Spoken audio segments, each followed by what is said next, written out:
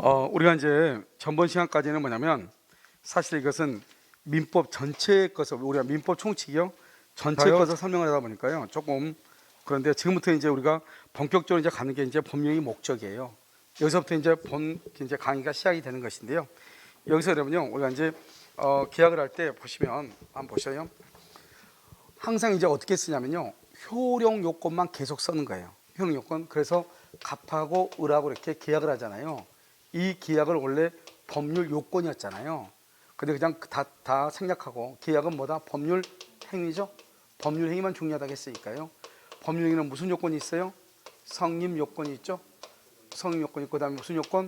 효력 요건이죠. 그다음에 이 효력 요건을 가지고 우리가 지금부터 강의를 하는 거예요. 그러니까 이 효력 요건에 보면 뭐가 있다? 일반적 효력 요건하고요. 특별 효력 요건 두 가지가 있었죠. 자, 일반적은요. 먼저 당사자. 당사자는요. 무슨 능력? 권리 능력, 의사 능력, 행위 능력. 시험은 딱 거기까지예요. 원래 이 부분은 앞부분에 있거든요. 앞부분에요. 제가 이제 어제 감정평가사 마지막 그 핵심 유학 강의를 했거든요. 근데 민법 총칙에 보면 이 앞부분 처음부터 우리가 지금 공부하지 않는 부분. 그러니까 우리는 103조부터 시험범위잖아요. 근데 감정평가사는 102조까지 감정평가사 다 들어가요. 알죠? 뒤에 또 들어가고. 그래서요, 우리는 중간만 딱 배우는 거예요. 법률 행위만. 그러다 보니까 당사자는요, 권리 능력, 의사 능력, 행위 능력만 딱 보는 거예요. 그 다음에 여기 목적이죠. 지금부터 이 목적을 보는 거예요. 목적은 뭐죠? 먼저 목적은 뭐가 돼야 돼요? 확정되고 순서대로 본다고 그랬죠? 그 다음에 뭐가 있고 가능성이 있고 그 다음에 적법해야 되고요. 적법성, 사회적으로 뭐가 있다? 타당성이 있어야 돼요. 자, 지금부터 이 네 가지를 지금부터 보는 거예요. 이때 목적이란 건 뭐냐? 대금하고 등기예요. 대금하고 등기, 이것을 목적이라고 하는 거예요. 그러니까 이 건물의 매매 대금이 얼마냐 이 말이죠. 그래서 이 목적이 확정이죠. 확정 언제까지요? 이행기까지. 이행기까지 확정이 돼야 돼요. 이행기까지. 딱 이거 하나만 중요해요. 그러니까 확정은 우리가 계약을 체결할 때 반드시 확정될 필요가 없고 나중에 등기를 해줄 수 있을 때. 그래서 우리가요 아파트를 분양을 받으면 지금 당장 건물은 없잖아요. 그런데 건물을 언제 지어지는 거죠? 3년 뒤에, 2년 뒤에 건물이 완공되죠. 그러면 그때 자기네들이요 2023년 12월 10일 날 입주가 가능하다. 그러면 그때까지 건물이 완공돼 있으면 되는 거잖아요. 지금 당장이 중요한 게 아니고. 그래서 이행기까지만 그것이 등기나 대금을 해줄 수 있으면 되는 거예요. 그것을 확정성이라고 얘기하는 거예요. 그래서 딱 여기는 한 가지. 그러니까 확정성에 조심해야 될 것은 계약 체결 당시 그러면 안 돼요. 계약 체결 당시 확정이 아니고 언제까지다? 이행기까지. 확정, 계약 체결 당시 그러면 안 돼요. 알겠죠? 그거 하나만 조심하고요. 그 다음에 가능성이죠.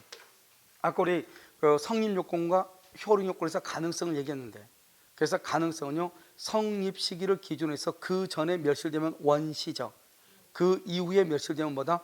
후발적, 이렇게 했잖아요. 그걸 지금 보는 거예요. 우리가 가능과 불능은 어떻게 구별하냐? 사회 통념이에요. 사회 통념에 따라서 가능과 불능으로 구별을 하는 거예요. 가능과 불능이요.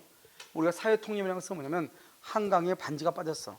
그럼 우리는 거기서 찾을 수 있다고 한다, 찾을 수 없다고 한다. 찾을 수 없다. 그러니까 사회 통념이라고 누구나가 그렇다고 생각하는 것 이렇게요. 그 다음에 또 가능은 우리가 볼 필요 없죠. 가능하면은요.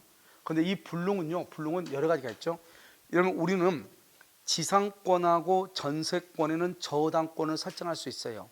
그런데 지역권에는 저당권을 설정할 수가 없거든요. 그런데 지역권에다가 저당권을 설정하기로 합의를 했어. 된다 안 된다? 안 돼. 그것을 법률적 불능이라고 얘기를 하는 거예요. 무슨지 알겠죠? 법률적 불능 이렇게요. 그 다음에 이 불능은 제일 중요한 게 뭐냐면 계약 성립 당시를 기준으로 해가지고요. 그것을 뭐라 한다? 원시적 불능하고요. 그 다음에 무슨 불능하고요? 후발적 불능, 이렇게 나누는 거예요. 그래서 원시적 불능과 후발적 불능 이렇게 성립 당시를 기준으로 삼아서.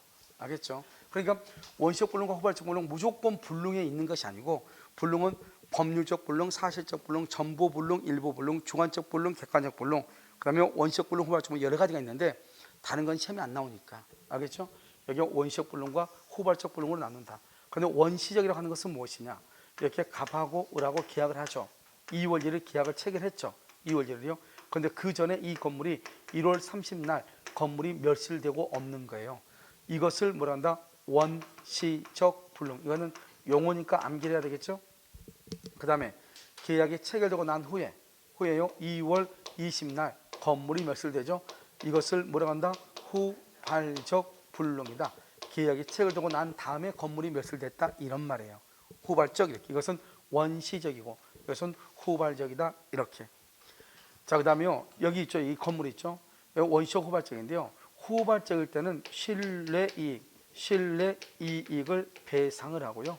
그 다음에 후발적일 때는 무슨 이익을요? 이행이익을 배상을 하는 거예요. 이행이익 배상. 그래서 이행이익 배상, 실내이익 배상 이렇게. 그럼 실내라고 하는 것은 뭐냐? 이 의리라는 사람은요 당연히 갑의 건물이 있을 것으로 믿고, 그 다음에 계약을 하려면 계약금만 주는 것이 아니고 중도금 잔금을 줘야 되니까 뭐를 한다? 가가지고요 대출을 받고 대출 이자가 나오고요. 그 다음에 또 이 땅이 얼마인지 또 측량도 해보고 싶어요. 그러니까 측량 비용도 나오고 이렇게 할 거 아니에요. 그런데 건물이 없잖아요. 처음부터 건물이 없는 줄 알았으면 측량하지 않았을 것이고 은행에 대출 받지 않았을 거 아니에요. 그럼 이런 이자들이 있죠. 그것을 신뢰액이라고 그래요. 신뢰는 뭐냐? 내가 계약이 유효하게 성립된다고 믿고 지출한 비용, 그것을 신뢰라고 얘기하는 거예요. 그런데 이행은 뭐냐? 이행은 갑의 을이 이제 갑하고 계약을 2월 1일 체결했는데요. 병이란 놈이 뭐라냐? 병이란 놈이 너 을한테 등기 받으면 나한테 다시 팔래 이렇게. 이 갑이요 을이요 1억 원에 샀는데 자기는 1억 1천을 주겠다는 거예요. 1억 1천을. 그러면 전매 차익이 얼마예요? 1,000만 원이죠. 그러면 이제 갑이 을한테 등기해 주면은 을은 병한테 등기해 주면 되는 거잖아요. 그러면 얼마를 더 얻는 거죠? 1,000을 더 얻는 거죠. 1,000을 얻는 거죠. 그러면 이 1,000을 뭐란다? 전매 차익, 이것을 이행이익이라고 하는 거예요. 그래서 이게 뭐냐면 이행이익이라는 것은 갑이 건물을 잘 보관하고 있다가 을한테 등기를 이행을 했으면 을이요 얻을 수 있는 돈은 얼마다? 1,000인데 갑이 을한테 이행을 하지 못하다 보니까 얼마를 얻지 못했죠? 1,000을 얻지 못했죠. 그것을 이행이익이라고 얘기하는 거예요. 그래서 암기해. 자요 계약 체결 전은 뭐다? 원시적. 계약 체결 후는 후발적. 원시적은 무슨 이익? 신뢰이익. 후발적은 무슨 이익? 이행이익. 그러면 우리가요 원시적과 후발적은 어떻게 구분을 하느냐? 이렇게 구분을 해요. 여러분 봐봐요. 여기 보면 계약 체결하기 전이죠. 우리가 계약 체결하기 전에 건물이 멸실됐다 이런 식으로 잘 나오지 않고 뭐라고 나온다? 이미 멸실됐다. 이미 이런 말. 이미 멸실됐다. 이미 수용됐다. 이런 식으로 시험에 나오는 거예요. 무슨 말인지 알겠죠? 자, 그럼 다시 한번 볼까요? 여기는 원시적이고 여기는 후발적이잖아요. 그렇게 돼 있죠. 그럼 여기 원시적 불능, 원시적이면서 객관적. 이러면 객관적 불능하고요 주관적 불능은 전혀 다른 말이에요. 여기 봐요. 여기 지금 뭐가 있어요? 지금 뭐가 있어? 건물이 있어 없어? 있죠. 건물이 멸실되고 없어. 그걸 객관적 불능이라고 하는 거예요. 주관적 불능은 뭐냐? 건물이 있어. 건물이 있는데 내가요 갑의 집을요 내가 병한테 판 거예요. 갑의 집을. 그러면 등기해 줄 수 있어요 없어요? 없죠. 등기 못 해주죠. 남의 집이니까. 그러니까 건물 자체는 있는데 갑은 등기해 줄 수 있죠. 그런데 나는 해줄 수가 있어 없어? 없죠. 그걸 주관적이라고 하는 거예요. 나는 못 해줘. 그런데 누구도 못 해줘. 건물이 없으니까. 그걸 뭐라 한다? 객관적 불능이라고 얘기하는 거예요. 그 다음에 여기서요 전부 불능이죠. 전부가 있고 일부가 있고. 우리가 3층짜리 건물인데요 3층이 전부 멸실돼서 전부 불능. 3층 중에서 3층만 없어지고 1층과 2층은 남아있다 이 말이죠. 우린 것을 일부 불능이라고 얘기하는 거예요. 그런데 전부 불능이죠. 그럼 뭐가 된다? 그건 무효가 돼. 무효. 그래서 여러분요 뭐라고 표현한다? 이렇게 얘기해. 원시적 불능은 무효다 이렇게. 그때 무효는 객관적 불능을 무효라고 하는 거예요. 주관적 불능은 건물 자체는 있어 없어? 있죠. 우리는 타인 소유물에 대해서 계약을 체결해도 유효이다 무효이다? 유효. 그러니까 주관적 불능은 원칙은 유효가 돼. 그러니까 무효가 되려면 무슨 불능이 돼야 돼? 객관적 불능이 돼야 되는 것이에요. 자, 원시적은 뭐다? 원시적은 이미 뭐가 됐다? 멸실. 이미 뭐가 됐다? 수용. 이렇게. 이미 멸실, 이미. 그럼 이거 무슨 이익이다? 신뢰이익이다. 이렇게. 신뢰이익 이렇게. 그 다음에 전부불능에서 무효죠. 무효인데요. 전부불능은 무효죠. 그런데 535조 계약 체결상에 무슨 책임? 과실 책임을 져. 계약 책임, 과실 책임. 자, 지금부터요 계약을 체결하는 과정에서 잘못 있는 사람 책임을 진다. 지금요 갑과 을이 아직 계약 체결 안 했어요. 계약을 체결하기 위해서 둘이 만나는 거예요. 알겠죠? 그래서 그 사람을 데리고요 지금 물건을 보여주고 있는 거예요. 물건을 보여주고 있는데 여기 거기가 블랙 아이스가 있어가지고요, 빙판 얼음이 있어가지고요, 사람을 잘못 인도해가지고 힐을 신고 온 사람인데 거기서 넘어진 거예요. 그래서 무릎뼈가 깨진 거예요. 이런 경우 아직 계약 체결했어 안 했어? 계약을 체결하기 전이죠. 그냥 물건 보여주다 그랬잖아요. 그것을 계약을 체결하는 과정에서 잘못이 있을 때 책임을 져. 잘못 없으면 책임진다 안 진다? 안 지죠. 블랙 아이스인지 아무도 모르는 거예요, 둘이. 알겠죠? 얼음이 살얼음이 이렇게 끼어 있는지 모르고 갔다. 그럼 어쩔 수 없어, 둘 다. 어쩔 수 없는 건데, 여기가요, 여기 딱 봤을 때 누가 보더라도 얼음이 있는 곳이고 여기는 얼음이 없는 곳인데요. 그럼 얼음이 없는 곳으로 사람이 인도를 해야 되는데 얼음이 있는 쪽으로 인도를 했다 이 말이죠. 알겠죠? 그래가지고 넘어졌다. 그러면 그 사람한테 책임을 지는 거예요. 무슨 알겠죠? 계약을 체결하지 않았어도 계약을 체결하는 과정에서 잘못 있는 사람은 책임을 지는 거예요. 그것을 계약 체결상의 과실 책임. 그러니까 잘못이 있을 때 책임을 지죠. 책임은 무슨 책임을 진다? 신뢰 이익을 진다. 왜 신뢰 이익을 배상을 진다? 왜 신뢰 이익을 져요? 이행이익이 아니고 왜 신뢰 이익이다? 아니 딱 보면 쫓아가 무슨 불능? 지금 원시적 불능과 관계되잖아요. 그러니까 신뢰 이익이죠. 알겠죠? 그 다음에 일부다. 일부는 뭐냐면 우리가요, 수량을 지정한 매매. 수량을 지정한 매매라고 하는 것은 나중에 우리가 배우는데요. 여러분 이걸 뭐라 한다? 아파트 분양이에요. 그러면 우리 아파트 분양할 때 어떻게 해요? 평당 100만 원 이렇게 하지 않나요? 평당 100만 원. 이걸 아파트 분양이죠. 그러니까 우리가 거래를 할 때 이 땅을 거래할 때 평당 얼마 이렇게 거래하는 거. 그것을 뭐라고 한다? 수량을 지정한 매매다. 이렇게 얘기해요. 수량을 지정한 매매. 이렇게 됐죠? 그래서 이것을 뭐라 한다? 574조 담보 책임이라고 하는 거예요. 담보 책임. 그러니까 담보 책임은 유효예요, 무효예요? 유효예요. 왜 유효냐? 담보 책임 왜 유효냐면 574조 보면 선의의 매수, 아직 안 배웠어 우리. 채권법에서 배워요. 선의의 매수인은 대금 감액, 계약 해제, 손해배상을 청구할 수 있다. 이렇게 되어 있거든요. 그러니까 대금 감액을 청구하려면 계약이 유효가 돼야 돼, 무효가 돼야 돼? 유효. 그래서 원칙으로 유효인 거지. 봐. 여기서 또 중요한 것은 뭐냐면 우리가 계약 체결상의 과실 책임은 무슨 불능일 때? 전부. 여기 일부죠. 일부라고 하는 것은 그냥 면적이 미달된다 또는 부족하다 이 말이에요. 부족하다. 그럼 일부죠. 이런 경우는 담보 책임은 질 수 있어도 계약 체결상의 과실 책임은 있을 수가 있다 없다. 이게 중요해요. 그래서 항상 이게 있잖아요.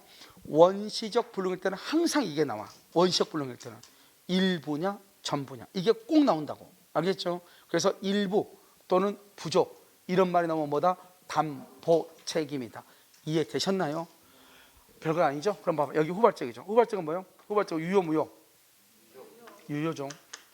후발적은 유효죠. 후발적은 유효죠. 자, 그럼 봐요. 후발적은 유효인데요. 세 가지가 있어. 세 가지가. 채무자. 우리 아까 채무자, 채권자 그래서 여기서 나오는 거예요. 채무자고 채권자고 쌍방이란 말이 여기서 나와. 쌍방. 알죠? 여러분 이 표는요. 어디 가서 그대로 또 나오냐? 우리가 채권법에서 그대로 또 나와. 똑같이. 그럼 여기서 보면 채무자는 매도인이에요, 매수인이에요? 매도인. 여기는 매수인이다. 왜? 뭘 가지고 따진다? 항상 이런 잘 모르겠으면 항상 뭘 가지고 따져? 물건을 넘겨줄 사람을 채무자, 넘겨받을 사람을 채권자라고 하는 거야. 채무자, 채권자. 물건. 알겠죠? 그래서 채무자가 잘못을 했다. 잘못해서 건물이 멸실된 경우가 있고, 채권자가 잘못해가지고 매수인이 잘못해서 건물이 멸실된 경우가 있다. 쌍방이 잘못이 없어. 잘못 없이 건물이 멸실된 경우가 있다. 세 가지가 있다 이 말이죠. 세 가지 형태가. 그러면 여기서 뭐 한다? 잘 봐봐. 후발적으로 채무자가 잘못했죠? 그것을 채무불이행이라고 해요. 앞으로 여러분 있잖아요. 채무불이행이라는 말이 많이 나오는데 우리 채무불이행 한번 배웠어. 채무불이행을 뭐라고 한다? 법률 사실에서 채무불이행을 뭐라고 그래? 위법행위라고 하죠. 불법행위하고 채무불이행을 묶어서 무슨 행위다? 위법행위다. 이렇게 얘기했죠? 그래서 앞으로 채무불이행이 시험에 잘 나와. 그럼 채무불이행이라는 것이 단독으로 문제가 나오는 것이 아니고 채무불이행을 묻는 거죠. 채무불이행은 반드시 계약을 체결하기 전이에요, 후예요? 후죠, 후. 계약 체결하고 후에 누가 잘못해야 돼? 채권자, 채무자. 채무자는 매도인이다, 매수인이다. 매도인이 잘못해야 돼. 그것을 채무불이행. 여기 채권자가 매수인이 잘못해서 없어지죠? 이것을 뭐란다? 위험부담. 이런 위험부담이라는 것은 채무불이행을 적당히 하니까 위험부담이라는 것은 뭐냐? 이런 것이에요. 이건 아직 우리 시험에 아직 채권법에서 배워야 되는데요. 갑과 을이 있죠. 갑과 을이 2월 1일 날 계약을 했죠. 계약을. 근데 건물이 여기서 멸실되고 없죠. 그러면 건물이 멸실됐잖아 지금. 누구 때문에 멸실됐다 중요한 건 아니죠. 일단 건물이 있어 없어? 없죠. 없으면 을은 매수인은 등기를 청구할 수 있어 없어? 등기 청구 못하죠. 건물이 없으니까. 알겠죠? 이걸 뭐한다? 물건의 위험이죠. 물건의 위험, 물건을 받지 못한다. 물건의 위험이죠. 물건. 그러면 여기 봐봐. 여기 매도인은 매도인이야 매수인이에요? 매도인이죠. 그러면 이 매도인이 갑은 그러면 을한테 건물이 없죠. 대금을 청구할 수 있는가 없는가 이 말이죠. 대금을 청구할 수 있는가 없는가 이게 중요해. 대금을 청구할 수 있냐. 왜? 건물 없어졌잖아요. 그런데 건물이 없어졌는데 갑이 매도인이죠. 채무자죠. 채무자가 대금을 청구할 수 있다게 봐. 그러면 건물이 없어지고 이 사람은 돈은 받죠. 그러면 결국 누가 돈을 손해봐요? 매수인이 손해보죠. 왜요? 건물이 없는데 돈만 주잖아요. 이 사람은 건물이 없는데 돈 받죠. 돈 받으면 손해가 있어 없어? 갑은 없죠. 누가 손해? 을이 손해죠. 그래서 을이 손해죠. 그다음에 여기는 대금을 건물이 없어졌는데 갑이요 돈도 못 받아. 자기 집인데 건물이 없어졌는데 돈도 못 받아. 그럼 누가 손해요? 갑이 누구죠? 갑이 손해죠. 손해.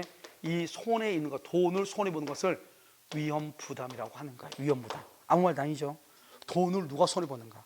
그러니까 갑과 을이 어떤 이유로 계약을 체결했는데 건물이 멸실되고 없는 거예요. 그럼 멸실되고 없는데 그러면 돈을 받을 수 있느냐 없느냐 이게 문제잖아요. 그러면 건물이 없는데 돈을 못 받아. 건물이 없는데 돈도 못 받아. 그러면 누가 손해요? 매도인이 손해죠. 건물이 없었는데 다행히 돈은 받을 수 있어. 매도인이. 그럼 매도인은 손해다 아니다? 아니죠. 누가 손해다? 매수인 손해죠. 그 손해보는 사람을 위험 부담이다. 그래서 매수인은 채무자다 채권자다? 채권자죠. 그것을 채권자 위험 부담주의다 이렇게 얘기를 하는 거예요. 알겠죠? 그래서 위험 부담 이렇게. 쌍방이 잘못이 없어. 아무도 쌍방 잘못 없이 이것을 천재지변이나 뭐다? 제3자. 그랬을 때 이것도 위험 부담 이렇게. 위험 부담 이렇게 얘기하고요.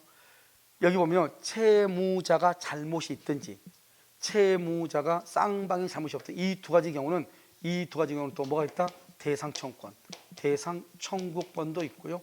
채무 불이행이 있으면 계약을 뭐하고 해제하고 그다음에 원상 회복을 청구하고 원상 회복이요.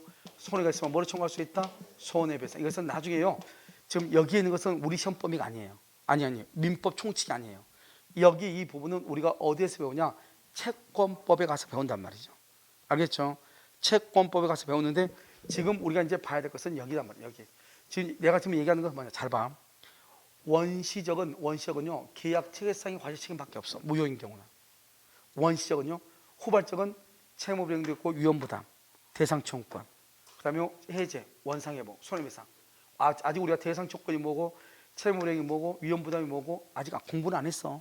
근데 이제 용어만 먼저 보란 말이죠. 용어만 딱 보면 후발적은 벌써 몇 개가 되죠. 근데 원시적은 뭐밖에 없어? 계약 체결상의 과실 책임이죠. 그래서 시험에 뭐라고 나온다? 다음 중에서 무효인 것은 무효는 뭘 찾는다? 무효는 이미 멸실, 이미 수용이 정답이에요. 다음 중에서 계약 체결상의 과실 책임에 해당하는 것은 그럼 뭐다? 쭉 가면 어디로 간다? 이미 멸실, 이미 수용을 찾는 거예요. 내 말 지금 이해됐나요? 자, 두 번째는요. 후발적은 무슨 이익이다? 이행이. 그런데 이 후발적에서는 또 뭐가 중요하냐? 다음 중에서 후발적 불능과 관계가 없는 것. 후발적과 관계가 없는 것. 후발적과 관계가 없다. 그럼 뭐가 있다? 원시적이 있죠. 후발적 관계가 없죠? 원시적이 있죠. 됐나요 지금? 후발적 관계 없는 거 원시적이죠? 원시적에는 뭐가 있다?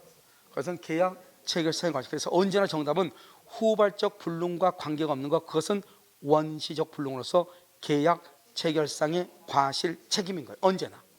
알겠죠? 자, 그러면 강의 노트를 잠깐 한번 봐. 강의 노트 확정성이죠? 확정성 어디까지다? 이행기까지 그렇게 되어 있어요. 그럼 거기다 써. 계약 체결 시 X. 계약 체결 시 그러면 안 돼. 계약 체결 시 그러면 안 된다고. 언제라고? 그래서 이행기까지 이렇게. 자, 그러면 가능성 뭐가 좋다인다? 사회통념. 가능과 불능은 언제 기준으로? 성립 당시 박스에. 성립 당시를 기준으로 박스했어요. 그래서 원시적과 후발적이죠. 이런 원시적은 뭐다? 이미 멸실. 또 써놔서 옆에다가 멸실 옆에다가 수용. 이미 멸실, 이미 수용 이렇게요. 무슨 이익배상이다? 신뢰이익. 그래서 원시적, 객관적 전부 불능이죠. 전부 불능일 때 뭐다? 무효가 돼. 그런데 여러분 일부 불능일 때는 무효이다, 유효이다. 맨 끝에 유효가 돼. 맨 끝에 유효라고 돼 있죠. 완전히 달라. 전부 불능일 때 뭐가 나온다? 계약 체결상의 과실책임. 그런데 일부 불능이죠. 일부 불능일 때는 수량을 지정한 매매라고 돼 있나요? 써 거기다가 아파트 분양 이렇게. 이러면 아파트를 분양할 때 어떻게 하죠? 이코라고 평당 100만 원 이렇게. 평당 100만 원 이렇게 팔죠. 이것을 다른 말로 뭐라고 한다? 수량을 지정한 매매 이렇게.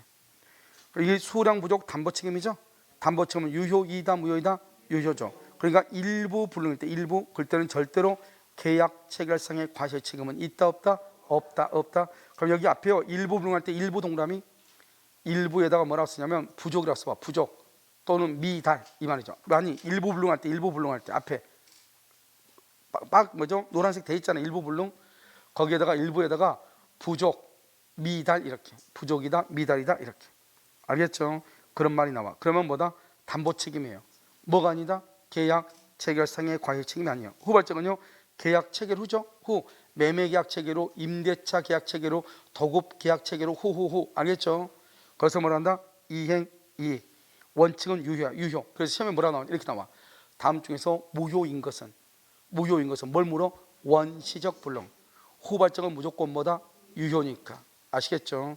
그 다음에 채무자의 잘못, 채권자의 잘못, 쌍방의 잘못이 없다. 잘못 없다. 쌍방이 잘못 없다. 그다 써봐. 귀책사유 X라고 되어 있죠? 귀책사유 X 써서 천재지변. 세 번째 쌍방 귀책 X라고 되어 있죠? 거기다가 천재지변 또 점 찍고 제3자 방화. 제3자의 방화. 제3자가 방화를 했다 이 말이죠. 알겠죠? 이런 경우는 뭐라 한다? 위험 부담 또는 대상청권 이렇게. 채무자가 잘못이 있죠? 채무자의 잘못으로 목적물이 멸실됐죠? 그걸 채무불이행이죠? 채무불이행 거기다 별 하나에 파랗게 돼 있죠? 앞으로 여러분요 채무불이행한 말이 수도 없이 나오는데 채무불이행은 계약을 체결하기 전에는 채무불이행이라는 말이 나와 안 나와? 안 나와. 항상 계약을 체결하고 난 후에만 채무불이행이라는 말이 나온다. 그래서 오른쪽에 참고 봐봐. 여러분 위험부담 봐봐. 항상 봐봐. 여기.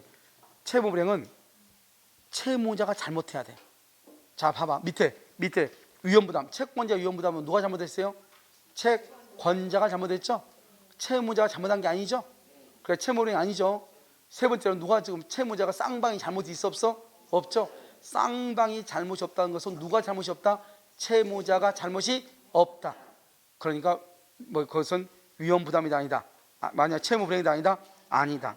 채무불이행은 반드시 후발적으로 채무자가 잘못해야 돼. 다시 후발적으로 채무자가 잘못해야 돼. 이해됐나요? 알겠죠? 그 3밖에 말이에요. 그래서 위험부담은 채무불이행이란 말이 안 나와. 그 다음에 계약 체결상의 과실 책임은 원시적이에요? 후발적이에요? 원시적이죠? 그래서 안 돼. 채무불이행은 뭐가 돼야 돼요? 후발적이다. 후발적. 교섭 단계 주는 거 봐. 교섭 단계. 교섭 단계는 계약을 체결했어요? 계약을 체결하기 전이에요? 교섭이라는 것은 지금 서로 좀 간보는 단계잖아요. 그래서 계약 체결 전이죠. 계약 체결 전이니까 원시적이다 후발적이다? 원시적이죠. 그러니까 채무 불이행이란 말이 나오면 된다 안 된다? 안 된다. 그래서 이 세 가지의 경우에서는 무조건 문제가 딱 나왔는데 뭐라 하면서 채무 불이행을 이유로 이런 말이 나오죠. 그런 말이 나오면 절대로 된다 안 된다? 안 된다. 그래서 채무 불이행이라는 말은 나오면 안 된다. 아시겠죠? 안 돼. 자 그렇게 됐죠? 그래서 후발적 이렇게. 이것은 우리가요 보는 눈을 중요한 것이고요. 이것은 어디에서 다시 나오냐면 뒤에요 그 채권법에서 똑같은 것을 다시 쓸 거예요. 알겠죠? 그래서 가능성은 사회 통념을 가지고 이렇게. 자 그다음에 적법성이죠. 우리가 법이 적법하다 그러면 뭐죠? 여기서 강행 규정하고요. 그다음에 무슨 규정이 있어요? 여기요 임의 규정이 있어요. 자 이제 우리 법조문에 강행 규정이라고 하는 것은 나오지 않고요. 임의 규정에 대해서는 나왔어. 105조에 보면요. 임의 규정은 뭐냐? 103조와 관련이 있다 없다? 관련 없는 규정이에요. 관련 없는 규정. 관련 없는 103조가 뭐죠? 선량한 풍속, 기타 사회 질서죠. 선량한 풍속, 기타 사회 질서. 이것과 관련이 없다는 거예요. 관련이 없다. 103조와 관계가 없다. 임의 규정. 그럼 이것은요, 강의 규정은요, 103조와 관계가 있는 것을 강의 규정이라고 그래요. 이렇게 얘기하면 좀 힘들죠. 그런데 우리요, 이 105조에서 임의 규정이란 건 뭐냐? 임의 규정은 법 규정과 다른 합의를 할 수가 있다 없다? 있다. 그래서 우리 민법에는 A라고 되어 있는데요, 그런데 두 사람이 A하고 다르게 합의할 수 있다 이 말이죠. 그것을 무슨 규정? 임의 규정. 이렇게. 강행 규정은요, 법 규정하고 다르게 합의할 수 있다 없다? 없다. 없다. 그것을 무슨 규정이요? 강행 규정. 이렇게. 그래서 임의 규정, 강행 규정 이렇게 얘기를 하는 거예요. 임의 규정, 강행 규정 이렇게. 무슨 말인지 이해됐나요? 무슨 규정, 무슨 규정? 강행 규정, 임의 규정 이렇게 얘기하는 거예요. 그런데요, 여기서 임의 규정은 주로요 채권법이에요. 이 정도만 쓰면 돼요. 아직 우리 채권법 안 배웠잖아요. 주로 채권법이고요. 강행 규정은요 주로 물권법이에요. 아직 우리 물권법, 채권법 지금 아직 시작 안 했으니까 민총이니까요. 이렇게만 딱 써놓으면 주로 채권법에 관한 것은 임의 규정, 물권법은요 무슨 규정? 강행 규정. 이렇게. 그럼 여기서는 이걸 가지고 따지거나 그러지 않고 다른 국가고시에서는요 다음 중에서 강행 규정이 아닌 것, 이게 시험에 잘 나와요. 그럼 뭘 묻는 거다? 임의 규정이요. 그런데 우리 시험에서는 강행 규정 속에서 효력 규정이라고 하는 것이 있고요. 효력 규정, 그 다음에 무슨 규정이요? 단속 규정이라고 하는 것이 있어요. 이걸 묻는 거예요. 이것을 암기해야 되겠어요. 어느 것이 효력 규정이고 어느 것이 단속 규정인가. 여러분 아까 첫 시간에 뭘 했냐면 우리가 공법하고 사법이라고 하는 것을 얘기했는데, 공법과 사법, 그러니까 만약에 효력 규정, 법 규정을 위반하잖아요. 위반하면은 공법상으로는 어떻게 되고 사법상으로는 어떻게 되는가 이 말이죠. 단속 규정을 위반하잖아요. 법을 위반했죠. 법을 위반하면 공법상으로는 어떻게 되고 사법상으로는 어떻게 되냐 이 말이죠. 우리가 사법상은 뭐죠? 개인과 개인 1대1의 관계이고요. 공법은 누구하고 관계다? 상하 관계, 국가하고 관계다 이 말이죠. 국가하고 관계. 그럼 법을 위반하면 처벌 받아야 돼, 안 받아야 돼? 법을 위반했을까? 처벌 받아야 되죠. 그래서 이것을 형사처벌 받는다 이렇게. 형사처벌 이렇게요. 당연히 이것도요 뭘 받는다? 형사처벌을 받죠. 형사처벌 이렇게. 당연히 받죠. 형사처벌이요. 사법상은 어떻게? 사법상은 어떻게 되죠? 효력 규정을 위반하잖아요. 그러면 개인과 개인 간의 관계도 무효가 돼. 그런데 단속 규정은요 개인과 개인 간은 뭐가 돼요? 유효가 돼. 이게 이제 특징이죠. 그러니까 우리가요 단속 규정과 효력 규정을 어떻게 위반해요? 어떻게 구별해요? 유효냐 무효냐 이렇게. 그러니까 개인 간의 거리가 유효냐 무효냐 이렇게. 그럼 이해됐나요? 이것을 뭐라 한다? 이것을 사법 규정, 사법상으로는 유효냐 무효냐. 그래서 이제부터는 뭐냐? 어느 것이 효력 규정에 해당하고요, 여기서 어느 것이 단속 규정에 해당하는가, 이것만 딱 보면 되는 거예요.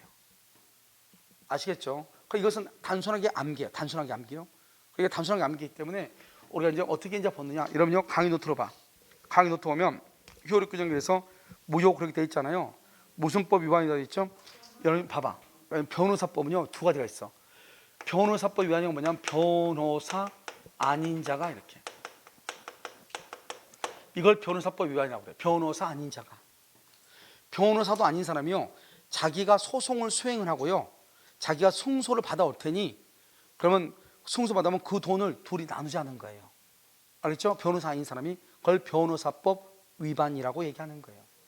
여러분 우리 의료법에는요 의사가 아닌 사람은요 의사하고 합작으로 병원을 설립하면 안 돼요. 의사가 아닌 사람은요, 그러니까 의사하고 합작으로 병원을 설립하면 그것은 무효가 되는 거예요. 그러니까 이런 것을 회피하기 위해서 어떻게 한다?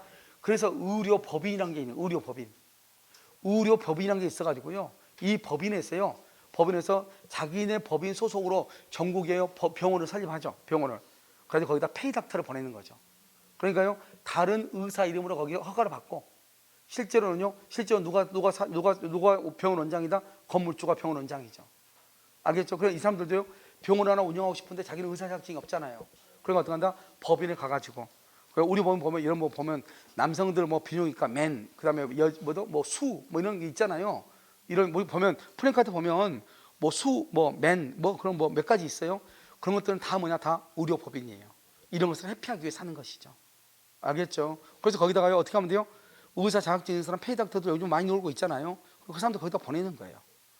그래서 여기요, 변호사 아닌 자가 또는 의사가 아닌 자가 의사고, 의사가 아닌 사람이 의사와 함께 병원을 설립하면 안 돼요. 그 다음에 공익법인이요. 그러면 공익법인 같은 경우는 어떻게 돼요? 뭐죠? 재산을 처분하려면 주무관청에 허가가 있어야 돼요. 허가가. 그런데 허가를 받지 않고 처분하죠? 그 효력 규정이에요. 여기는 말은 공익법인으로 되어 있는데요. 시험에는 두 가지로 나와서 하나는 학교법인, 학교. 하나는 공익법인 이렇게. 그래서 학교법인, 공익법인 이렇게. 거기 보면 공익법인 그렇게 되어 있나요? 공익법인 위에다가 학교법인 이렇게 쓰란 말이죠. 알겠죠? 학교법인, 공익법인 둘 다 나왔다 이 말이죠. 그 다음에요, 여러분요, 그 두 번째가 뭐냐면 이런 거예요. 초과 중개 수수료. 초과 중개 수수료 약정이죠. 초과 중개 수수료. 초과하는 것만 무효가 돼. 예를 들어서 수수료가 500인데요. 550을 받았다 이 말이죠. 그럼 50만 원만 무효가 돼. 그 50만 원만 반환을 청구하는 거예요. 초과 중개 수수료 약정. 그다음에 또 한 가지 뭐죠? 현저히 고율. 현저히 고율의 이자를 약정하는 것. 그래서 원래 우리 법에요. 이자는 몇 퍼센트냐? 우리 법에요. 24%요. 24% 최고가요. 그런데 30%를 받았다 이 말이죠. 몇 퍼센트가 초과됐죠? 6%. 그것만 무효고 그것은 반환 청구할 수 있는 거예요. 알겠죠? 그래서 6% 그것은 반환 청구할 수 있다. 그 다음에 무등록 중개업자죠.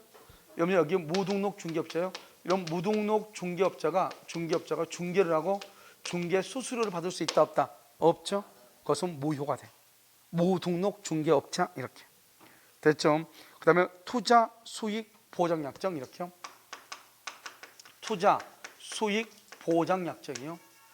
투자 수익을 보장 약정하는 것 이것은 무효고요. 그 다음에 이러면 퇴직도 안 했는데 퇴직금을 미리서 포기한다. 상속이 개시도 안 됐는데 상속을 미리서 포기한다. 효력이 있어 없어? 없단 말이죠. 그건 효력이 없어요. 아버지하고요, 내가 지금 사업을 하는데 돈을 좀 달라. 아버지한테 그랬더니 아버지가 뭐냐냐? 그러면 너 다른 애들도 있고 그러니 너 그러면 이 돈 줄 테니 너 상속 포기해라. 이렇게 하죠. 그럼 어떻게 한다? 뭐 다른 가족도 다 있고 그러니까 알겠습니다. 그냥 찍죠. 상속 포기한다고. 그래도 아버지가 사망하죠? 그러면 상속권을 주장할 수 있는 거예요. 왜? 우리가 상속권이라고 하는 것은 상속은 권리잖아요. 그런데 지금 아버지가 돌아가시기 전까지 나는 권리가 있어 없어? 없는데 없는 권리를 어떻게 포기하냐고.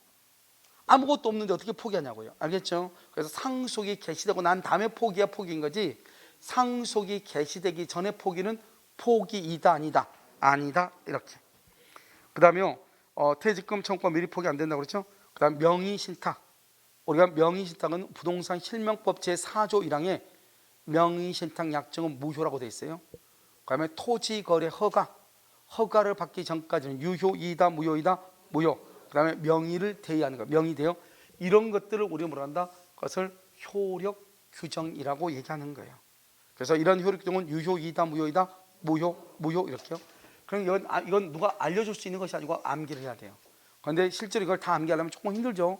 그래서 밑에 단속 규정을 봐봐. 단속 규정에서 가장 중요한 게 뭐다? 중간 생략 등기. 자, 중간 생략 등기를 뭐라 쓴다? 봐봐요. 중간 생략 등기라고 되어 있죠. 이 중간 생략 등기를 뭐다? 미등기 전매라 써. 미등기 전매 행위 이렇게. 미등기 전매. 등기하지 않고 다시 팔아먹었다 이 말이죠. 그것을 미등기 전매 행위 이렇게. 아시겠죠? 그것을 쓰고요. 미등기 전매 이렇게. 그다음에 무허가 음식점, 무허가 숙박업. 무허가 우리 시험에 한번 나왔었죠. 무허가 건물에 대한 임대 행위. 알겠죠? 그것은 단속 규정이죠. 유효이다 무효이다? 유효이다. 그 다음에 전매 제한 행위죠. 전매 제한 행위. 바로 그 옆에 아직 우리 시험에 안 나왔어. 다른 시험에 나왔죠. 여러분요, 우리가 부동산에 보면 뭐가 있어요? 직접 거래죠. 직접 거래. 직접 거래가 뭐예요? 중개 의뢰인이 중개를 맡겼는데, 알겠죠? 자기가요 그 물건에 대해서 매수해버리죠. 중개업자가.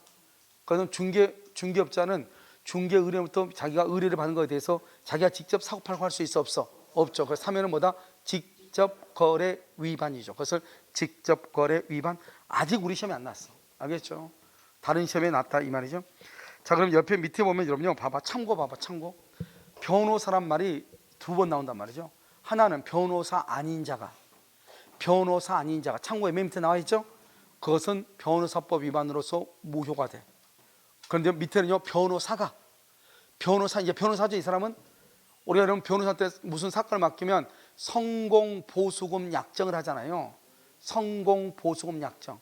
누가요? 변호사가 성공보수금 약정을 하죠. 그럼 이 보수금이요, 민사사건일 때는 유효, 형사사건일 때 무효, 이 말이죠. 암기해야 되겠죠? 다시, 성공보수금 약정은 뭐일 때 유효? 민사. 뭐일 때 무효? 형사. 형사사건 무효, 민사사건 유효. 이렇게 아시겠죠? 그래서 민사사건은 유효, 형사사건은 무효다. 이것을 정확하게 구분해서 암기해야 돼요. 자, 변호사 아닌 자가 무슨 규정 위반이다? 강행규정 위반이죠. 유효, 무효? 무효. 알겠죠? 이렇게. 그 다음 밑에요. 여러분 혹시 탈법행위라고 되어 있나요? 자, 그럼 탈법행위 봐봐요. 우리가요, 법을요 직접적으로 위반한다. 바로 그냥 위반해요. 그럼 이것은 당연히 무효이죠. 그런데요, 간접적으로 위반해요. 간접적으로 위반해. 그럼 이건 뭐다? 유효가 뭐죠? 이것도 역시 무효가 돼. 이것은 무슨 행위를 한다?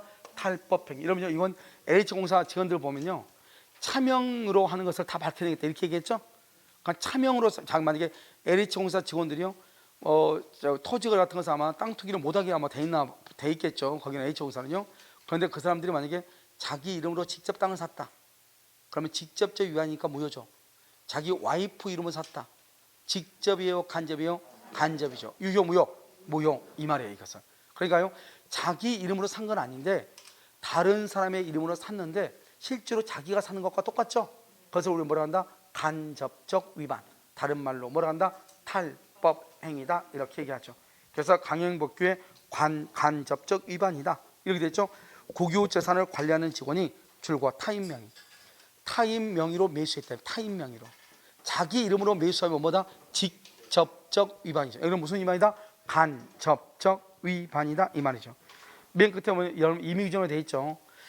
임의규정 중에서 우리가요, 우리 시험범위 아닌 것 중에서 이게 좀 시험에 잘 나와. 사단법인이죠. 사단법인의 사원의 지위는 양도나 상속할 수 없다. 이렇게 딱 되어 있어. 법에요. 양도나 상속할 수 없다. 판례가 뭐라겠다? 그것은 임의규정이다. 임의규정이니까 정관으로 달리 정할 수 있다. 정관으로 달리 정할 수 있다. 무슨 규정이니까? 임의규정이니까. 알겠죠? 임의규정 이렇게 되는 것이에요. 지금 무슨 말인지 알겠죠? 그러니까 여러분요, 이것은 여러분들이 바로 읽으면 되는 것이에요. 됐죠? 여기까지가 적법성, 이렇게 적법성. 그래서 우리가 강행법규에 있어서 여기 봐봐요. 우리가 목적에 있어서 뭐가 나온다? 목적은 뭐가 돼야 돼? 확정. 그 다음에 뭐? 가능. 그 다음에 적법성. 그 다음에 이제 사회적 타당성하고요. 사회적 타당성이 103조예요. 103조하고요. 104조. 불공정한 법률행위 두 가지를 봐야 되거든요. 알죠? 이것은요, 양이 좀 되니까요. 일단 잠깐 쉬었다가요, 다시 하도록 그렇게 하겠습니다. 아시겠죠?